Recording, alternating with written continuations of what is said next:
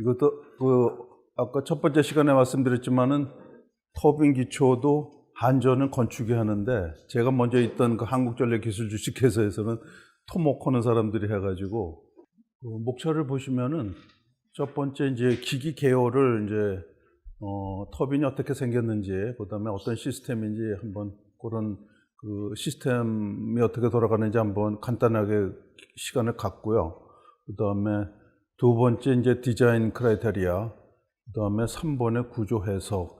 어떤 뭐 교과서적인 것보다는 실제로 계산서가 어떻게 꾸며지는가, 또 어떤 하중에 작용되는가, 어떤 절차를 이루어지는가, 그런 거가 더 실무적으로 필요할 것 같아서 말씀을 드립니다. 그다음에 이제 요것이 이제 춘천에 들어간 그 터빈인데요. 요게 미쓰비시 겁니다. 미쓰비시에서 공급한 터빈인데, 요게 날개가 되겠고, 요런 구조물들이 들어가고, 용량은 32만 7천 kW짜리. 이 온도가 한 1600도가 됩니다. 이게 여기 보시면은 1600도가 되고요. 굉장히 고온이죠. 그래서 이 가스 터빈을 만드는 나라가 많지 않은 걸로 알고 있습니다. 일본, 미국, GE, 지멘스, 최근에는 이제 한국 두산중공업에서도 이제 시작을 했다는 얘기는 들었는데, 상당히 첨단 소재가 들어가는 적입니다. 그다음에 요거는 이제 다른 프로젝트에서 나오는 물론 이제 설비 이 기기는 조금 틀리지만은 하여튼 이렇게 이제 이 콘크리트 기초 위에 이제 그 케이싱이 지금 빠져 있는 부분인데 설치된 사진이 있어가지고 보여드리는 겁니다. 요게 이제 미쓰비시에서 이제 저희들한테 설명을 하는 자료입니다. 이게 이제 위에서 본 저기고요. 밑에 게 옆에서 본 겁니다. 옆에서 본 거는 이제 그 밑에 부분이 이제 콘크리트 기초가 되겠죠.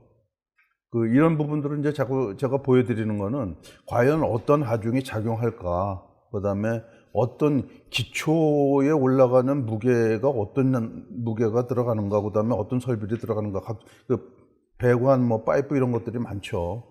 단순히 그냥 기계만 올라가는 게 아니라 모든 설비들이 같이 올라가기 때문에 보여드리는 겁니다. 그 다음에 요것도 이제 기계 내용은 제가 잘 모르지만 하여튼 위에서 본 거, 옆에서 본 거, 이런 내용이 되겠습니다. 그 다음에 이제 여기 보시면은 이제 저희들한테 중요한 건 저겁니다. 회전수가 3,600 rpm. 왜냐하면 요거는 이제 우리가 동적 해석을 해야 되기 때문에 진동수를 검토하기 위해서 중요한 사항이 되겠습니다. 다른 것들은 기기적인 사항이니까요. 그 다음에 이게 이제 기기 벤다 도면이라고 그러는데, 미쓰비시에서 이제 제공한 도면이 되겠습니다. 이런 도면이 이제 벤다에서 오는데, 이런 도면이 있던 거를 한번 이제 말씀을 드리는 겁니다. 여기 이제 가스 터바인이 있고요. 그 다음에 아마 여기 스팀 터바인은 안 보여지는 것 같습니다. 다른 도면에 보여지는데, 이 부분이 이제 제너레이터가 되겠고, 이 부분이 이제 인내 닥터를 통해서 가스가 흡입되는 저기가 되겠습니다. 그리고 이런 부분들은 각종 플랫폼이 많습니다. 여기에. 그 다음에 이런 것들은 이제 아까도 말씀드렸던 터빈 건물 기둥이 되겠습니다. 그래서 이 터빈 건물 철거를 하고 또 기초가 간섭이 우려가 되기 때문에 그런 것들을 다 간섭을 피해야 되는 상황이고요. 네. 요것이 이제 단면도입니다. 단면도인데 가스 터빈이 설치가 되고요. 요 부분이 이제 콘크리트가 되겠습니다. 이런 부분들은 각종 이제 가스 터빈 제작 업체인 미쓰비시에서 동시에 하나의 패키지로서 납품을 하기 때문에 여러 설비들이 많습니다. 제가 전체적인 도면은 좀 이따 다시 한번 보여드리겠습니다. 이 도면도 이제 레이아웃인데, 요것도 이제 기기 제작자가 제출하는 도면이 되겠습니다. 요번 분도 이제 단면이 되겠습니다. 이런 이 계단도 많습니다. 이게 계단도 들어가야 되고, 이런 포인트를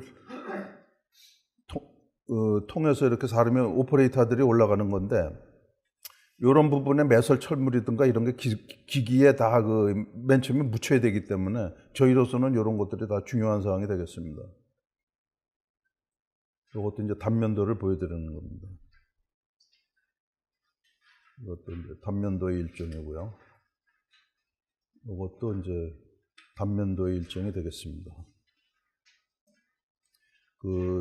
이런 걸 가지고 이제 기초 사이즈를 하죠. 필요한 기초 크기를 결정을 하게 됩니다. 이런 데이터를 이용해서, 벤더에서 오는 데이터를 이용해서 기초 사이즈를 정하게 되겠습니다. 여기서도 보시면은 이제 각종 그 엘리베이션이 표시가 되는데, 이런 표시들을 가지고 우리가 기초 사이즈를 정하게 되겠습니다. 이런 것들은 자동적으로 이제 기기에서 오는 그런 데이터에서 결정이 되고, 기초 크기는 이제 저희들이 그 하중이라든가 집안 조건에 따라서 이제 두께가 결정이 되고요. 그다음에 제가 그 복합에 대한 그 시스템을 우선 한번 좀 설명드리는 시간을 갖도록 하겠습니다. 요게 당진화력입니다. 제가 1호기 때서부터 설계했던, 요건 제가 끝나는 시간에 간단하게 그 석탄화력에 대한 거는 소개를 드리도록 하겠습니다. 요 내용은 이제 그 토목 엔지니어들이 이제 회사에 처음 입사를 하면은 하거나 아니면은 이제 복합화력에 대해서 내용을 좀 알고 싶어 하시는 분들한테 개략적으로 한 두세 시간 정도 시간을 내서 보여드리는 내용입니다. 예, 복합 발전에 이제 시스템은 뭐 많이들 이제 환전해서 오신 분이나 뭐 다들 잘 아시겠지만은 학생분들이나 이런 분들을 위해서 제가 간략하게 설명을 드리도록 하겠습니다. 여기 내용은 이제 여기 보시면은 공기가 흡입이 되고요. 압축기를 통해서 압축된 공기가 연소기에서 연료, 가스죠. 고온급의 가스가 가스터빈을 이제 불을 붙여서 한번 돌립니다. 가스터빈을 돌리면은 거기서 이제 발전이 되고요. 그다음에 배기가스는 아직도 여기에 그 1600도의 이 고온고압 가스가 이것을 돌려도 아직 그 에너지가 충분합니다. 열량이. 그래서 그거를 버리지 않고 1차적으로 여기만 이 발전하는 나라도 있습니다. 그 중동에는. 근데 이제 효율이 떨어지죠. 그래서 배기가스를 어디로 보내냐면은 증기 발생기, 스팀 제너레이터 또는 이제 보일러라고 그러는데 히트 리커버리입니다. 그 배열 회수 증기 발생기를 보내서 그 스팀을 만들어서 그 스팀으로 터빈을 다시 한번 돌려서 발전기, 전기를 얻게 되겠습니다. 요거 이제 그림에 대한 말을 한번 읽어보겠습니다. 복합화력 발전소는 컴바인드 사이클 파워 플랜트, 발전소의 출력 및 효율을 극대화하기 위해서 가스터빈을 이용한 단순 발전과 배열 회수 보일러를 통해 생성된 증기를 이용한 증기터빈 발전으로 이루어진다. 증기터빈 발전은 가스터빈 출구에서 배출되는 고온의 배기가스를 배열 회수 보일러로 유입, 이를 열원으로 하는 고온고압이 증기를 생성시켜 증기터빈 및 발전기를 구동하여 2차 발전하는 발전소를 말한다. 2차 발전으로 인해 복합발전 플랜트 효율이 약 55% 정도에 이른다. 제가 이제 이런 시스템도 중요하지만 제가 이런 말씀을 이제 드리는 이유는 지금 이제 이번 시간에 이제 가스터빈에 대한 기초 설계를 하게 되겠는데 여기에 보시면은 고환, 고업 또 회전수 이런 것들이 바로 그런 하중들이 적용이 되기 때문에 말씀을 드리는 겁니다. 가스터빈하고 HRSG의 이 하중 성격이 틀리죠. 물론 이제 하중 조합도 틀려지게 됩니다. 또 공기 흡입구에 대한 하중도 전혀 다르죠. 가스터빈에서는 고온고압이 들어가는데 공기 흡입은 단순히 그 바깥에 있는 대기에 이 공기를 흡입하는 그런 구조가 있기 때문에 그 하중이 단순하다고 볼 수가 있죠. 예를 들을 수가 있죠. 그래서 시스템은 이제 한번 말씀을 드렸고요. 그 다음에 여기는 이제 방금 그런 내용입니다. 1번이 가스터빈, 2번이 HRSG, 3번이 스팀터빈. 여기는 이렇게 따로 떨어져 있는데 왜 춘천은 이거를 같이 일렬로 배치를 했습니다. 그거는 이제 맨 처음에 이제 플로 플랜 작성하고 시스템 설계할 때 어떤 것이 효율적인지는 그때 이제 기본 설계 때 결정이 되는 상황이 되겠습니다. 그 다음에 4번에는 각종 이제 연료를 공급하는 시설물에 대한 그림이 되겠습니다. 이것도 이제 교재상에 이제 들은 사진을 보여드린 겁니다. 압축기, 연소기, 터빈이 돌아가지고요. 그다음에 요거는 이제 가스터빈 제너레이터의 이제 기초 형식이 되겠습니다. 이게 파일이 박혀 있는 거를 이제 참조를 했는데요. 사실 우리 이제 춘천 집단 에너지도 집안이 안 좋아서 파일을 박았습니다. 근데 요번에는 이제 파일 설계까지 하려면 너무 이제 시간이 많이 걸리기 때문에 요번 과정에서는 파일 설계는 생략하고 콘크리트 기초만 말씀드리는 걸로 하겠습니다. 요거는 이제 3D 모델인데요. 요 철골이 HRSG인데 두산에서 오신 분은 뭐 잘 아시겠습니다. 이게 이제 중공업에서 제작을 하게 되기 때문에 일반적으로 EPC 업체인 엔지니어링 회사에서 설계를 안 하고 우리나라에서는 대체적으로 외국도 요즘은 같은 추세가 그렇습니다. 이 보일러 공급 업체에서 이런 부분들을 다 설계를 하게 되겠습니다. 근데 제가 이제 춘천 집단 에너지 시설을 검토를 하는 용역을 맡게 되면서 업체에서 요거에 대한 계산서를 보내왔기 때문에 제가 또 주전공이 철골입니다. 그래서 그 내용을 제가 잘 알기 때문에 그 내용을 발췌해서 다음 시간에는 이 철골에 대한 계산서를 보여드리겠습니다. 설명을 드리고. 그래서 일반적으로 철골 계산을 접하기가 쉽지가 않습니다. 이 부분을 직접 감독을 하시거나 제작 업체에 계시지 않는 이상은 접하기가 쉽지가 않은 도면이 되겠습니다. 그다음에 이제 HRSG 토목 기초 도면인데요. 요건 나중에 이제 세부적으로 이런 게 있다는 거를 보여드리겠습니다. 요거는 이제 사진인데요. 각종 이제 요건 이제 스택 부분인 것 같은데 앵카볼트가 이렇게 묻히죠. 앵카볼트 묻히는 게 우리 기초 설계자한테는 굉장히 큰 부담이 되겠습니다. 철근하고 간섭이 되고 그다음에 앵카볼트의 이 간격이 안 맞아가지고 현장에서 문제가 되는 그런 사례, 저도 그런 사례가 한번 있었습니다. 그다음에 이제 철골 부분이 이제 설치되는 부분, 앵카볼트에 이제 주요 키를 설기 위해서 하는 부분, 이렇게 한번 제가 그림을 보여드렸습니다. 그러면 이제 터빈의 기기 개요 가스 터빈은 뭐 미쓰비시 히다치가 제공했고 한 대고 단수가 4개고 회전수가 3600rpm이고 온도가 이제 1600도, 그다음에 증기 터빈도 이제 같은 회사인데 이렇게 고압 증기, 고온 제열 증기, 저압 증기 세 군데로 나눠져 있습니다. 저희한테 중요한 거는 3600rpm이고요. 그다음에 이제 설계 기준에 들어가겠습니다. 뭐 영어로 좀 써서 죄송한데요. 이제 계산서에 이렇게 작성을 하셨더라고요. 작성을 하셨는데 뭐 설계 기준이라는 말 쓰시는 분도 있고 디자인 크라이테리아라고 하시는 분들도 있는데 하여튼 설계 계산서에 있는 그런 내용을 이용을 했습니다. 설계 기준에 콘크리트 표준 일반 지방서, 이건 뭐 잘 아실 겁니다. 콘크리트 구조 기준, 구조물 기초 설계 기준, 도로교 설계 기준 및 해설, 도로공사 표준 시방서, 건축 구조 기준, 도로 설계 요령, 강구조 설계 기준, 여기 이제 국내 기준이 되겠고요. 그 다음에 ACI, 아메리칸 콘크리트 인스티튜트, 그 다음에 AISC, 미국 강구조 협회에서 나온 겁니다. 철골, 그 다음에 IBC, 인터내셔널 빌딩 코드, 그 다음에 ASC, 미국 콘크리트 학회에서 나온 적인데요. AS7에 이제 각종 하중하고 하중 조합이 상세하게 나와 있는 분이 되겠습니다. 참고적으로 ASC를 한번 읽어보신 분 계시면 한번 좀 손번 들어봐 주시죠. ASC 익숙하시죠? 또 저기 보신 분 없어요? 그리고 이제 여기에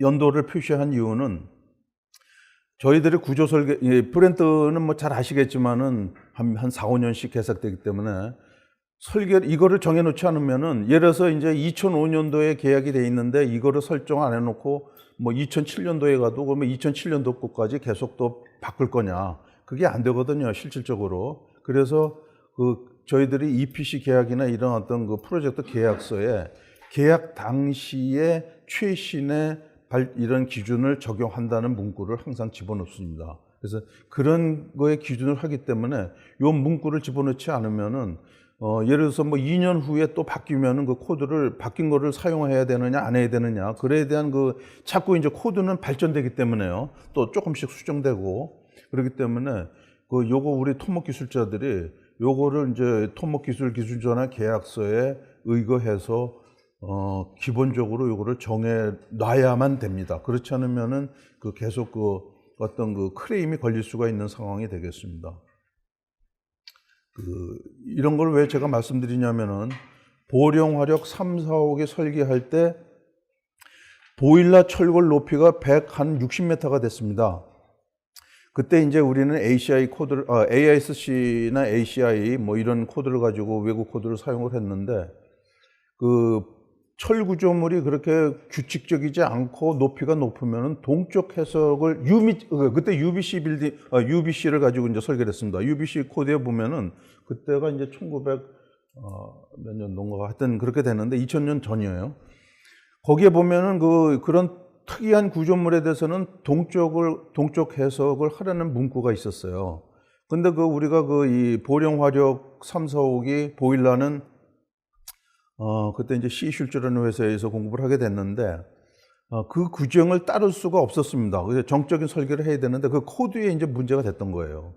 그래서 그 당시 제가 이제 여기에 그런 관계 때문에 이 연도를 적용하는 게 중요하다. 연도가 바뀌어가지고 뭐를 반영을 해라 그러면은 이제 그게 이제 클레임 상황이 되거든요. 사업주 입장에서는 과연 그거를 이제 시키라고 할 수도 있고, 이를 수행하는 입장에서는 그걸 수행함으로써 돈도 많이 들어가고 공사비도 더 들어가게 되고 또 설계 시간이 안 맞고 이런 문제점, 각종 문제점들이 있기 때문에 요거는 저희들이 설계 기술자들이 요거를 우리 토목 설계 기준이라든가 일반 설계 기준에 이렇게 명기할 필요가 꼭 있습니다. 여기 코드는 이제 형식적인 건데요. 제가 여기 뭐 이게 전부 다 이게 이런 내용이 들어갔다는 것만 그냥 말씀을 드리는 겁니다. 여기 뭐 또 세부적으로 들어갈 수도 있고 그러는데 하여튼 설계 기준이 이런 내용이 들어갔다는 거를 이제 보여드리는 거고요. 그 다음에 사용 재료도 그렇습니다. 이런 거 위에 뭐 여러 가지가 들어갔는데 기본적으로 하여튼 이게 발췌를 해봤습니다. 압축 강도가 28일, 강도가 24메가파스칼, 단위 하중은 뭐 25kN/m 삼성.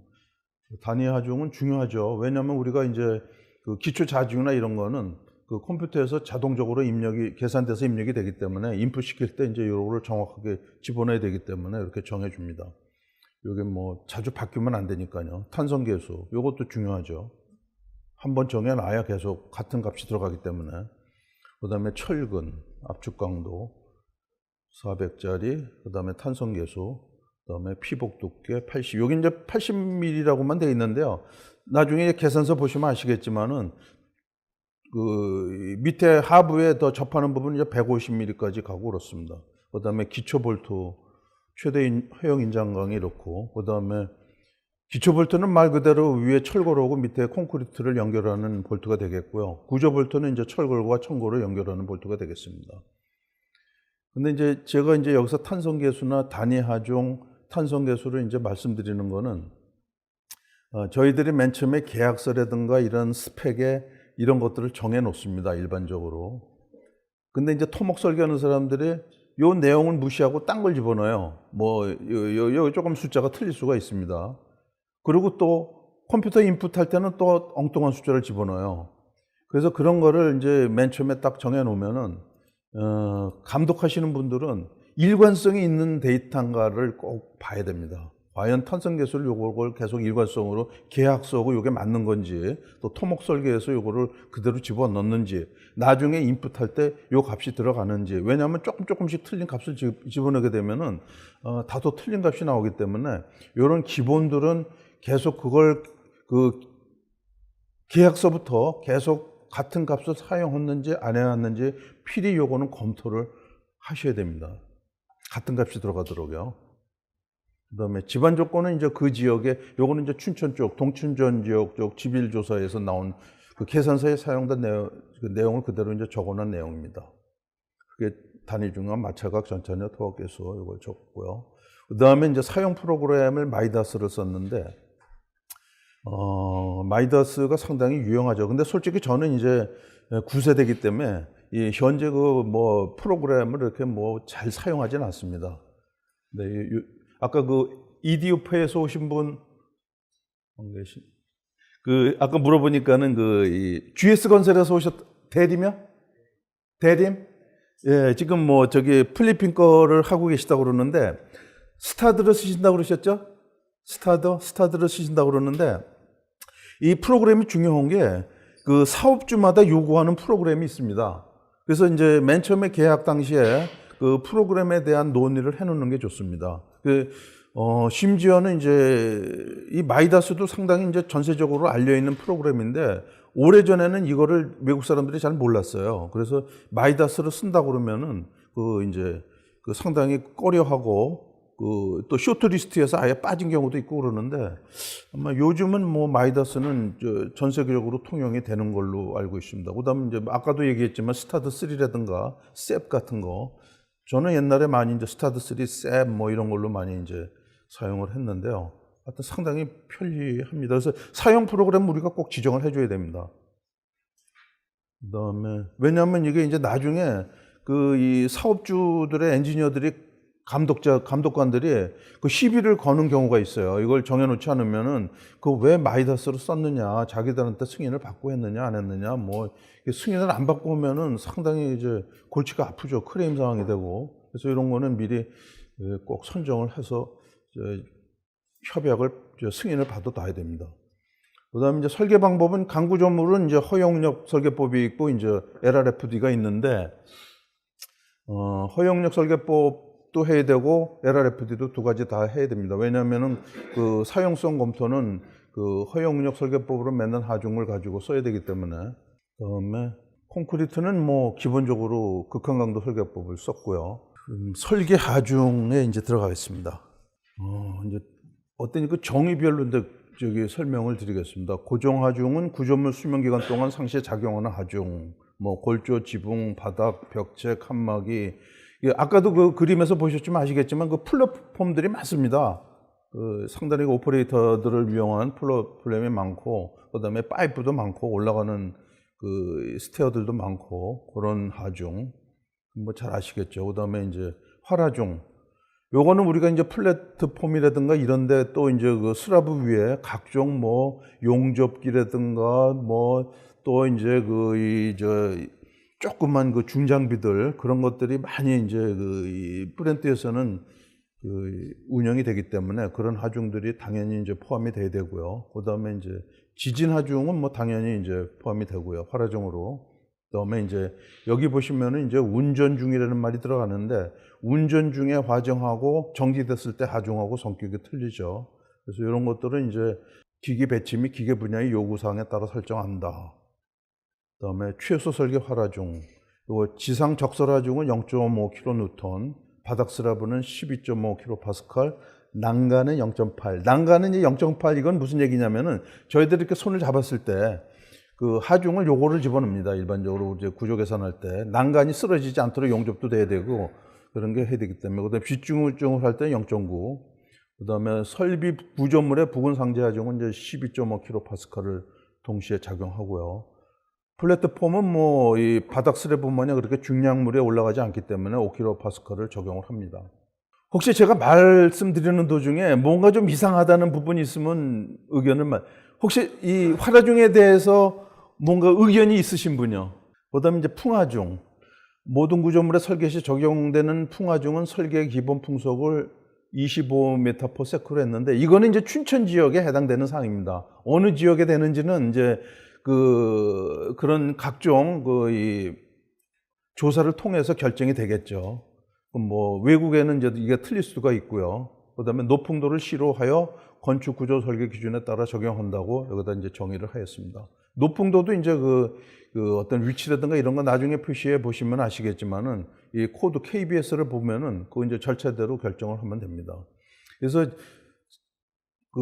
사실 이제 저희들이 구조물 설계하시는 분들이나 감독하시는 분들은 요 KBS 규정을 보시고 한번 이 절차대로 한번 계산을 한번 해보시는 것도 좋은 경험이 될 것으로 생각을 합니다. 그다음에 이제 지진 하중도 춘천 지역은 이제 지진 지역 2로 적용을 했습니다. 우리나라는 두 군데로 나눠주죠. 지진 구역 1하고 지진 구역 2. 근데 이제 춘천은 지진 지역 2로 포함이 됩니다. 그래서 이거는 위치별로 이제 결정을 하셔야 됩니다. 설계하실 때. 그리고 물론 외국 규정인 경우에는 이제 외국 지진 구역을 결정을 해야죠. 그 나라 지역 그 법을 보고. 그래서 이 풍화중하고 지진하중에 대한 내용을 설명을 하려면은 외국 엔지니어들하고 초반에 톱목 기술자들이 EPC 설계를 하는 초반에 투입이 돼야 되고 대화가 돼야 되는 상황은 이런 풍화중이나 지진하중들이 맨 처음에 결정이 돼야 되는 상황입니다. 왜냐하면은 풍화중이 높고 지진하중이 높으면은 공사비가 차이가 나겠죠. 예를 들어서 이제 그 칠레 같은 경우에는 우리나라도 원자력은 지진하중을 이런 뭐 일반적인 구조물은 뭐 지진하중은 사실 이제 무게에 대한 함수 아닙니까? 수평으로 이제 계수를 곱해서 정하중을 정해주는데 원자력은 우리를 이제 수직하중도 고려를 합니다. 그 수평하중의 3분의 2 값을 이제 일반적으로 하는데 이제 원자력은 그렇고요. 칠레 같은 경우에는 그 지진이 세기 때문에 거기는 뭐 무조건 그 수직하중이 고려가 됩니다. 아예. 그래서 그 이런 설계 기준을 만들 때 그런 내용들을 다 언급을 합니다. 왜냐하면 지진 하중이 크면은 당연히 이제 하중이 크기 때문에 구조물이 커지고 그렇기 때문에 공사비 산정에 차질이 없을 수가 있죠. 그다음에 이제 설계 기간이라든가 또 지진 하중에 대한 검증을 또 받아야 되고 그러기 때문에 이런 내용들이 초반에 우리 톱목 기술자들이 항상 관여가 돼야 되는 상황입니다. 그다음 이런 내용들은 이제 프로젝트 차원에서 무시를 하시는 분들을 만나면 골치 아프죠. 그다음에 토압은 뭐 일반적인 내용이니까 넘어가겠습니다.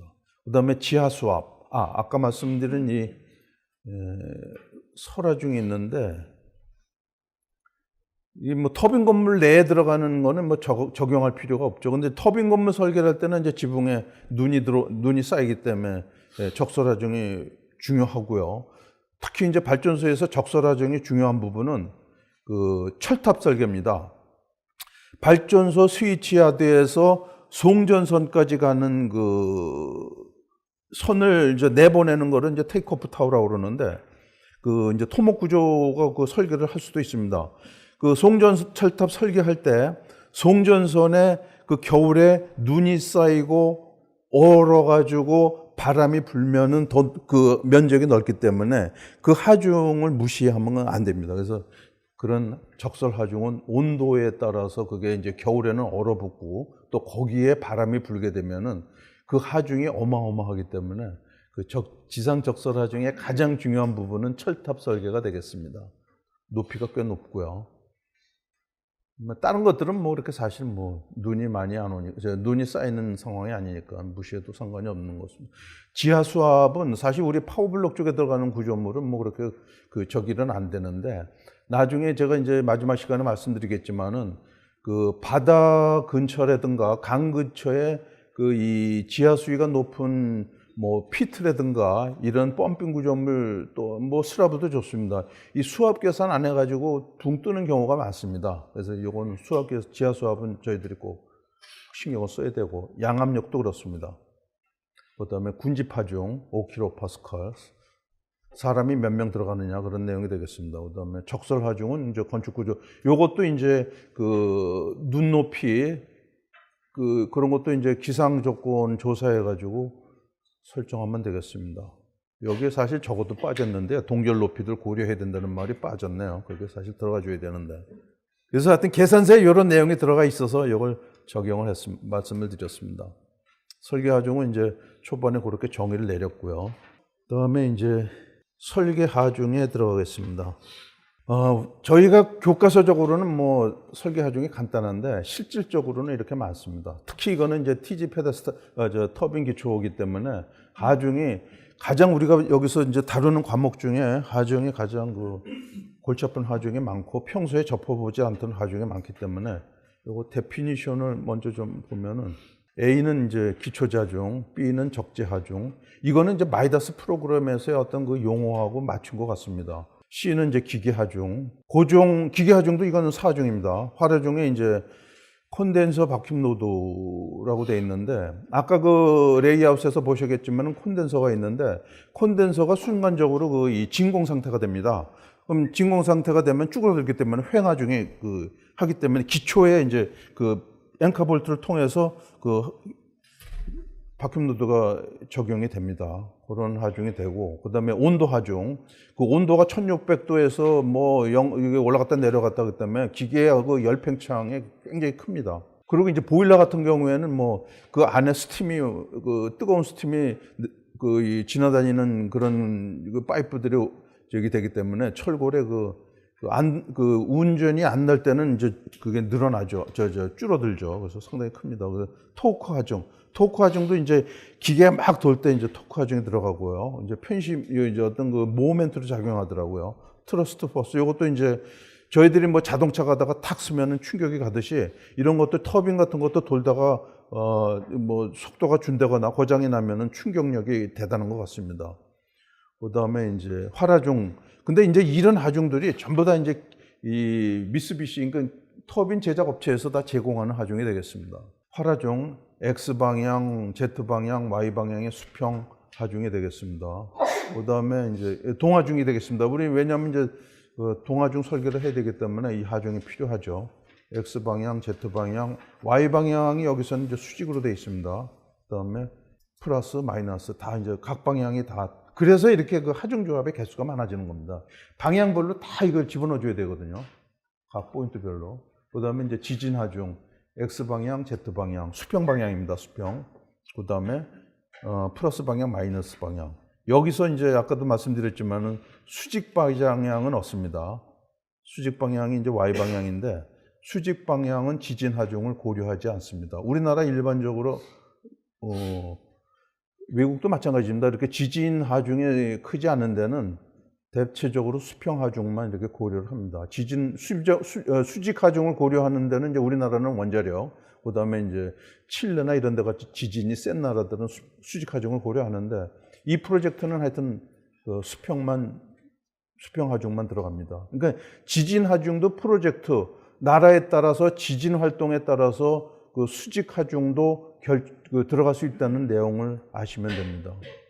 그 다음에 이제 활하중인데 그 제네레이터가 이제 순간적으로 멈추는 경우가 있습니다. 그랬을 경우에 이제 토크가 생기기 때문에 그 플러스 마이너스 방향, 그 다음에 마찰, 프릭션, NO는 마찰, O1, O2가 이제 그 터빈에 이 터빈 설계할 때밖에 이게 안 나오죠.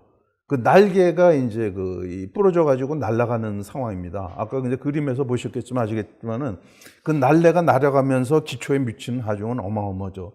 3,600 그 회전을 하다가 기계가 어떤 그 불량에 의해 가지고 사고에 의해 가지고 날개가 떨어져 나갔을 때 미치는 하중은 그 기초에 미치는 하중은 어마어마하게 큽니다. 그래서 날개가 떨어져 나가는 하중은 요 TG 기초에만 발전소에서는 적용하게 되겠습니다. 어떤 경우에는 이제 원자력에서는 미사일 로드라고 그러는데 이런 하중들이 그 벤다에서 나옵니다. 미쓰비시에서 제공을 하죠. 그래서 여기 이제 허용응력 설계법, 아까 이제 철골은 허용응력 설계법, 그 다음에 두 가지 다 극한강도 설계법 이렇게 해서 하중을 뽑아냅니다. 제가 예전에 이럴 때는 이제 전부 다 컴퓨터 없이 이제 수작업으로 하고 뭐 이렇게 어렵게 했기 때문에 그 하중 조합을 이렇게 많이 하기도 어렵고 두 가지 했는데 요즘은 마이다스 프로그램에는 이런 거를 다 지정만 해주면은 허용력법 뭐 이렇게 이게 극한강도 설계법 두가 다 지정이 돼가지고 자동으로 컴퓨터가 설계를 해주기 때문에 정확하게 정해주는 것만 하면 됩니다. 그래서 로드 개수가 뭐 지금 한 40개 정도 되는데 이게 다 그 어떤 그 방향이나 이런 거에 대해서 이렇게 적용이 됩니다. 이게 보면 이제 허용응력 설계법에서는 이제 하중 개수가 없죠. 쭉 이렇게 보시고 이런 내용들이 있다는 것만 보시면 되시고요. 그 다음에 A43번 같은 거는 이제 0.7을 곱합니다. 이런 개수들을 곱하는 거는 아까 제가 코드에서 보여드린 그 ASC라든가 이런 데 보면은 어떤 하중은 어떤 개수가 들어간다는 그 설명이 잘 되어 있습니다.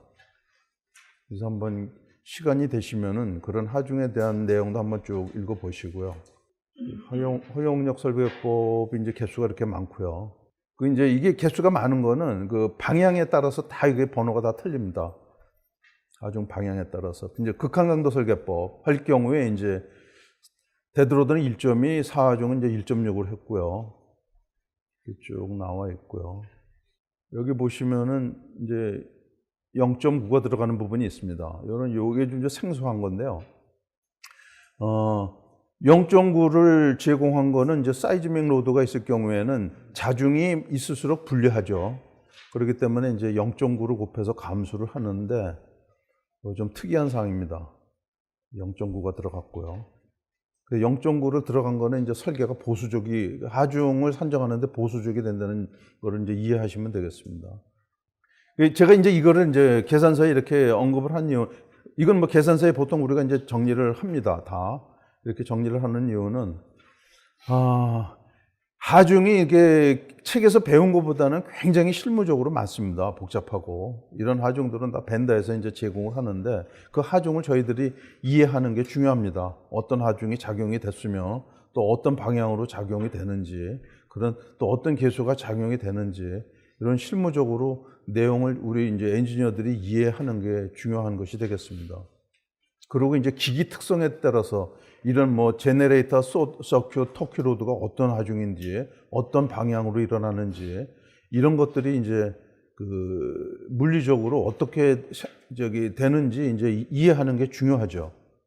그리고 어떤 하중이 이런 TG 같은 터빈 제너레이터 같은 경우에는 어떤 하중이 작용한다는 거가 중요하게 되겠습니다. 이 하중에 대해서 혹시 궁금하신 점이나 제가 말씀드린 것 중에 좀 혹시 좀 이해하시는 부분하고 틀린 게 있으면 말씀해 보시죠.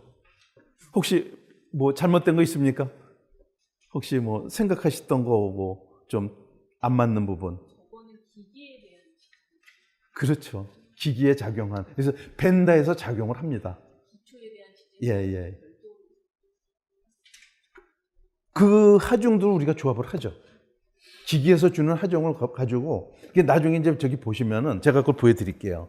그래서 이런 하중은 이제 우리가 벤다에서 나오는 하중들인데 그거 조합을 하거든요. 근데 이제 저희들이 이런 내용을 모르면 벤다에서 오는 하중을 덮어놓고 그냥 쓰거든요. 그래서 이런 내용을, 이런 내용들을 저 사람들이, 그러니까 우리 토목 기술자들은 이 미쓰비시나 이런 벤다에서 오는 하중의 적정성 여부도 판단할 수 있는 능력이 있어야 돼요. 우리도. 그냥 그 사람들이 주는 하중을 그대로 그냥 사용하는 게 아니라 과연 그 사람들이 하중을 제대로 주는지 안 주는지 그런 내용도 검토를 합니다. 참고적으로요, 제가 이제 지진 하중이 오지 않습니까? 여기 지진 하중이 오는데, LX 같은 지진 하중이 오는데, 지진 하중의 함수는 그 지역의 특성에 맞게끔 설정되는 거 아니겠습니까? 지진 하중은 지진이 많은 지역은 지진이 많을 거고, 그 다음에 지진이 적은 지역은 지진이 적을 거고, 그 다음에 지진이 전달하는 매개체에 따라서 다 틀리기 때문에 지진 하중을 선정하는 그 코드가 있죠. IBC 코드라든가 이제 UBC 코드에 있는데, 지진 하중에 들어가는 이 위치라든가 이런 거는 우리가 아까도 말씀드렸지만은 스펙에 정해줘야 됩니다. 어느 지역이다. 지진이 독특한 거니까 강구조다, 콘크리트다, 철골이다 뭐 이런 거를 정해두듯이 남자냐 여자냐 이런 거를 정해주듯이 변하지 않는 상황은 정해를 줘야 되는 겁니다. 그래서 그런 거를 맨 처음에 이제 벤다가 결정이 되면은 계약할 때도 계약서에 그래서 지진 하중은 어떤 식으로 어떤 위치에 어떤 코드를 어떤 크기로다가 설정을 해줘야 되는 거를 해주지 않으면은 나중에 옵니다. 이게 하중이. 나중에. 그러면은 그때 벌써 터파기를 해야 되고 공사를 해야 되는데 하중이 틀려? 그러면 이제 시간이 늘어나죠. 그래서 맨 처음에 EPC 업체가 결정이 되고 주기기가 결정되기 전에 기본 설계에 이제 지진 하중은 어떻게 선정을 해야 되기 때문에 그러니까 벤다들이 이제 지진 하중의 지역 조건에 이제 하중의 함수기 때문에 하중은 자기네들이 기기 하중은 이제 벤다에서 결정하지만은 지역 특성에 맞는 지진에 대한 어떤 계수라든가 이런 거는 그 지역에 맞는 특성을 미리 선정을 해야 되기 때문에 계약서에 지진 하중에 대한 내용은 필히 적어둬야 됩니다. 뭐 얼마를 사용한다든가 코드를 어디로 사야 되든가 아까 말씀드린 지진구역 1이라든가 이런 것들이 정해주지 않으면은 어느 정도 하중이 결정돼 가지고 나중에 바꾸려고 그러면은 공기상의 문제가 되죠. 그래서 이 하중 조합에 대해서 이제 저희들이 그 설계자들이 이제 감독하시는 분들이 관심을 가져야 되고 알아야 되는 필수적인 상황입니다. 그래서 제가 그리고 하중 조합이 이렇게 많다는 거를 이제 보여드리는 겁니다. 그리고 하중 조합이 다 일관성이 있습니다.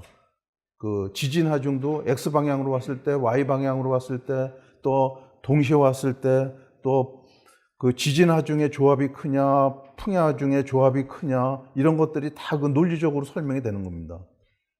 그래서 이제 하중을 제가 이렇게 말씀드리는 이유는 그 설비 특성에 맞는 하중들이 이렇게 이제 적용되고 이런 하중 조합을 이렇게 어떤 합리적으로 도출해낼 수 있는 우리 설계를 하려면 그런 능력이 있어야 되죠. 아주 이제 감독하시는 분들은 어떤 내용들이 적용이 되는구나. 그 정도만 이제 이해하시면 되겠고요. 좀 더 이제 이 부분을 전문적으로 설계하시는 분들은 요거에 가지고 이제 어떤 식으로 조정이 되는지는 한번 그다음에 이제 제 자랑이 아니라 이 성과물은 바로 이제 사용이 될 수 있는 거기 때문에 이걸 바로 이제 이용을 하셔도 전혀 문제가 없습니다. 근데 이제 내용을 다 정확하게 아셔야죠. 아셔야 되는데 이런 실무적인 어떤 교과서적인 내용은 아니고 실질적으로 저희들이 적용하는 계산서 그걸 가지고 이제 말씀드리는 거기 때문에 근데 이 설계 계산서라는 거는 사실 에러가 있을 수가 있어요. 그래서 여기서는 이제 그런 에러를 이제 발표내기보다는 이렇게 이제 진행되고 있구나 그런 식으로 이제 이해해 주시면 고맙겠습니다. 이 하중이 이렇게 이제 사실 뭐 학교에서 오신 분들은 이제 이렇게 하중이 많다는 거는 이제 몰라셨을 거예요. 아마 이제 이런 식으로. 그다음에 이제 안전계수를 말씀드리겠습니다. 전도 1.5 이건 뭐 이제 교과서에 있는 걸 그대로 계산서에 또 아마 이렇게 적용을 한 것 같습니다. 활동 2.0, 1.5 이건 뭐 우리 터빈 기초는 뭐 그게 땅 밑으로 지하로 들어가는 큰 구조물이 아니기 때문에 그다음에 부력도 제가 볼 때는 뭐 그렇게 문제가 안 됩니다. 지지력은 이제 아까도 초반에 말씀드렸지만 이거는 이제 파일 지지적으로 이제 설계가 된 건데 파일 부분은 생략을 하도록 하겠습니다. 그다음에 이제 부둥 치마인데요. 요거는 이제 0.5mm인데 기초와 기초 사이 간에는 0.5mm. 그다음에 TG 기초의 절대적인 거는 이제 1000분의 1. 요 범위 안에 들도록 설계를 했습니다.